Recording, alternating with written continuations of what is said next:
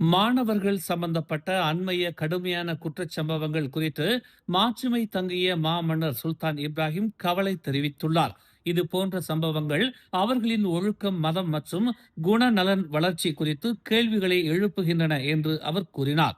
மாரா தொழில்நுட்ப பல்கலைக்கழகத்தின் வேந்தராகவும் இருக்கும் சுல்தான் இப்ராஹிம் இந்த வழக்குகள் நாட்டின் கல்வி நிறுவனங்களின் நற்பெயருக்கு களங்கம் விளைவிப்பதாக கூறினார்.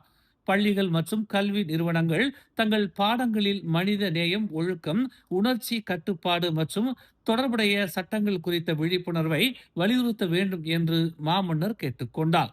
இந்த அணுகுமுறையின் மூலம் ஒருவருக்கொருவர் மதிக்கும் ஒரு ஒழுக்கமான தலைமுறையை நாம் வளர்க்க முடியும் என்று சுல்தான் இப்ராஹிம் இன்று யுஐடிஎம்மின் 103வது பட்டமளிப்பு விழாவில் கூறினார்.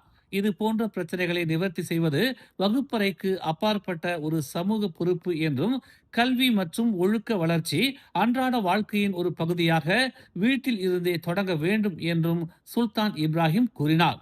வீடுகள்தான் அனைவருக்கும் முதல் பள்ளி என்று குறிப்பிட்ட அவர், சிறு வயதிலிருந்தே குழந்தைகளுக்கு மதிப்புகள், ஒழுக்கம் மற்றும் சமூகத்திற்கான பொறுப்புணர்வு கற்பிக்கப்படும் இடம் வீடுகள்தான் என்று தெரிவித்தார். டிஜிட்டல் தொழில்நுட்பத்தின் பொறுப்பான பயன்பாட்டில் மாணவர்களை வழிநடத்த பெற்றோர்கள் மற்றும் கல்வியாளர்களையும் அவர் நினைவூட்டினார்.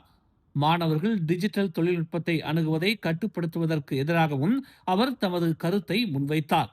இது டிஜிட்டல் கற்றல் பொருட்களை அணுகுவதை தடுக்கலாம் என்று அவர் கூறினார். மேலும் செய்திகளை தெரிந்து கொள்ள தமிழ் மலர் இணையதளம், தமிழ் மலர் செயலி மற்றும் மலர் டிவி யூடியூப் சேனலை வலம் வாருங்கள்.